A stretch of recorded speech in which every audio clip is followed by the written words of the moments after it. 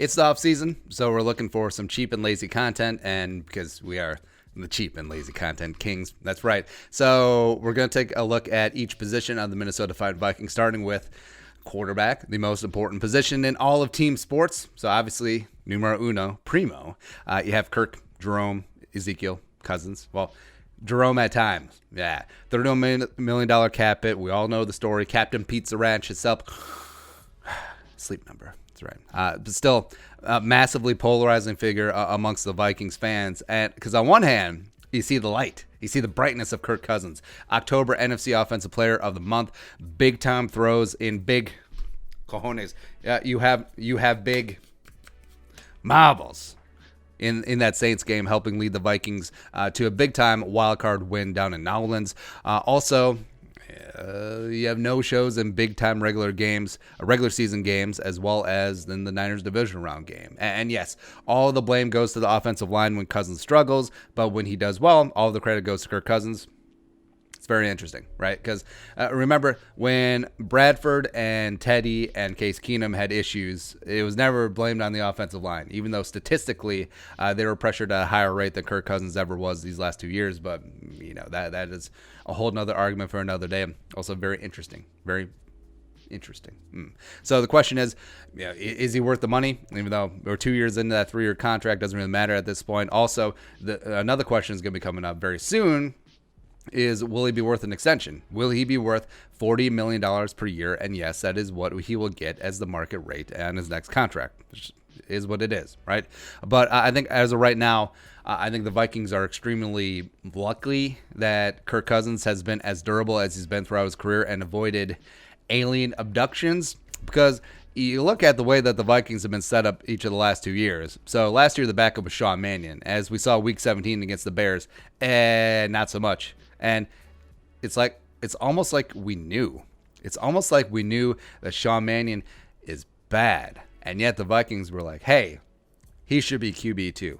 Great. And then also the year before, Trevor Siemian, who was also bad. Even though he was captain of Gary Kubiak's Broncos from back in the day, even though they didn't have any crossover here with the Vikings. Yeah, so whatever.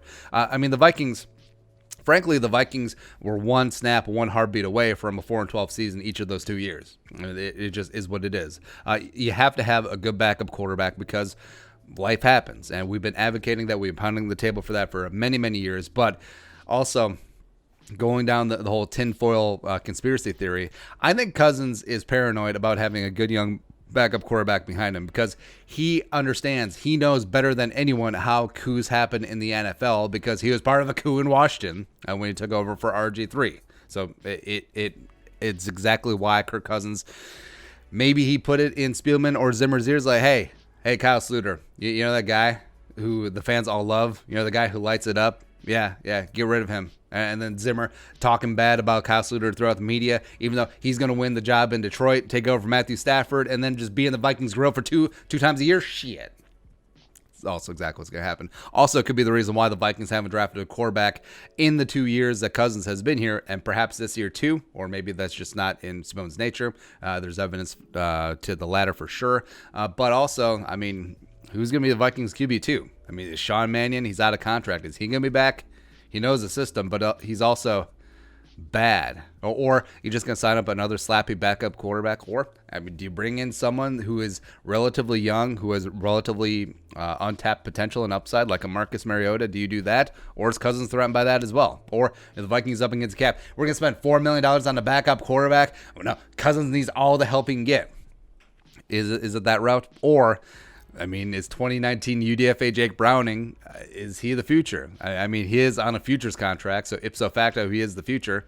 That's it. Yeah, Cousins and Browning are the only two quarterbacks currently on the Vikings 90-man roster, which is just great. And frankly, I think it's dangerous. Browning does not have the upside. I think QB3 is probably his ceiling in this league. He would make an excellent XFL quarterback by watching how every XFL quarterback not named Cardale Jones has been faring recently. So what are we doing at this point? Hell, I would take Cardale Jones as a backup quarterback for the Vikings, by the way.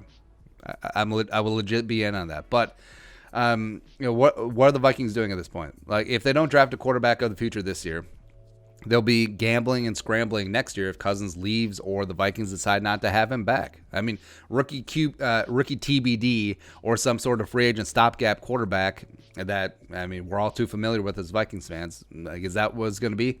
Is it going to be the number 25 overall pick next year, as well as Jameis Winston on a 2-year deal? Is that what it's going to be? All right, so I don't know what the Vikings are planning to do. I am hoping that if the right quarterback falls to them in the first round, they take him, whether it be Jordan Love one time or in the second round, Jalen Hurts, or some sort of a mid-round guy that they're grooming to be the future. Because, I mean, even if Zimmer gets washed out here,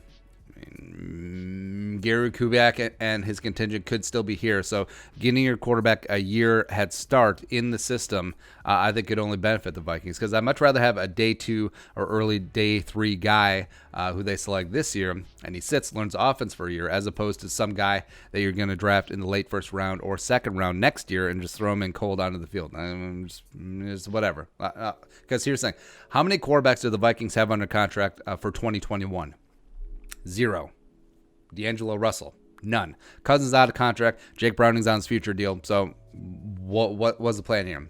But right now, that's the future. Focusing right now. I have faith in Cousins.